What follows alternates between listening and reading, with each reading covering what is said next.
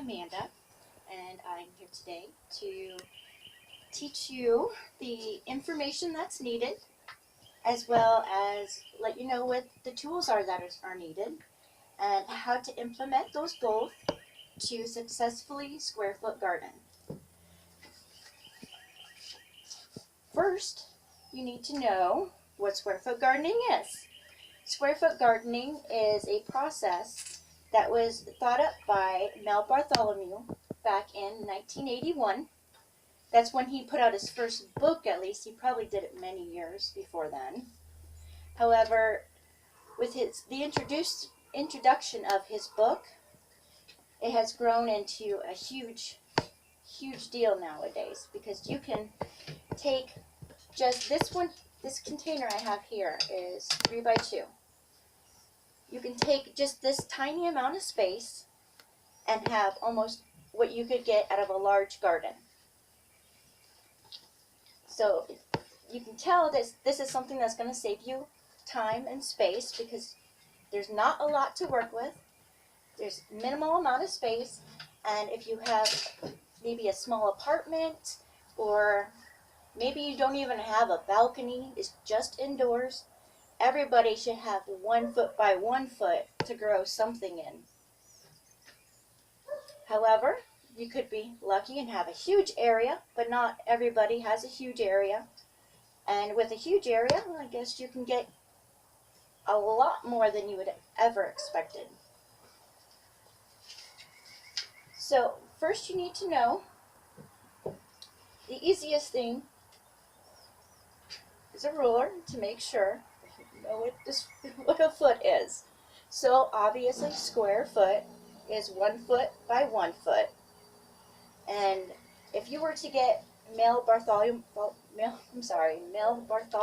book, in the back, almost the whole back section of the book tells you exactly what you would put in each one of the squares. So now that you've got that information that you would need, you need your tools. First off, you'll need some kind of container, or the biggest thing that people use nowadays is the above ground gardening plots. So either you can make your own, or you can buy them pre-made. You can even find pre-made square foot gardening containers nowadays.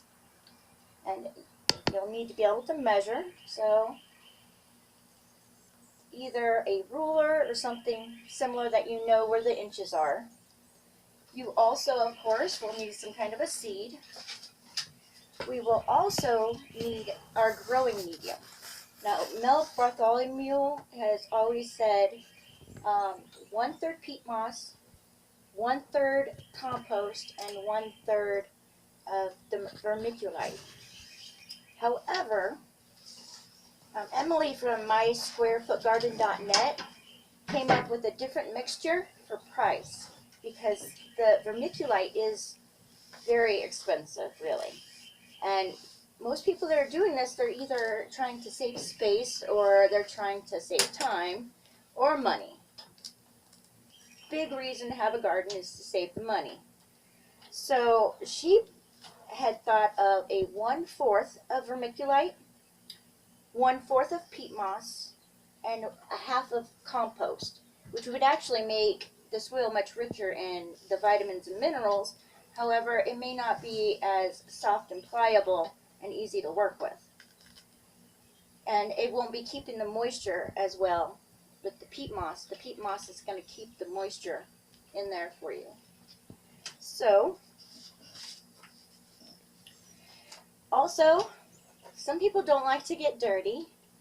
So, just make sure that you have gloves if you don't want to get dirty.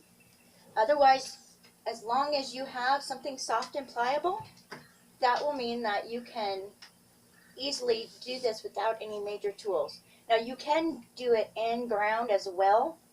If you do it in ground, then yes, you're going to need heavier tools.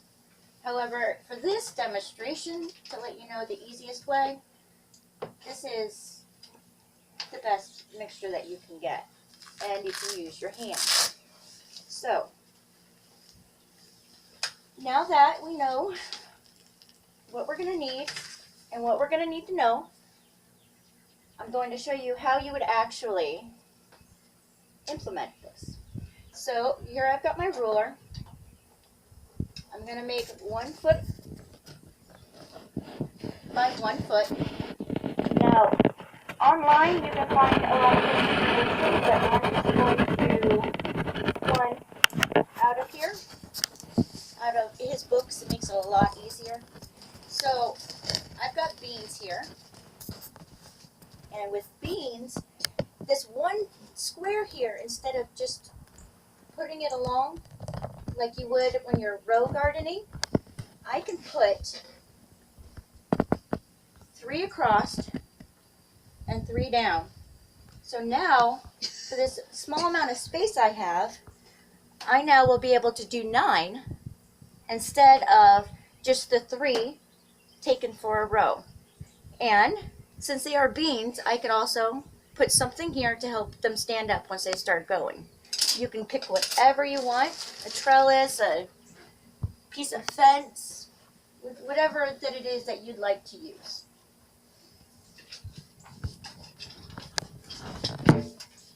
So it doesn't need to be hard to garden, and it doesn't have to take a lot of time, because with this way we also spend less water, because we can go just in those places that we know they are, and just in the boxes, in the squares.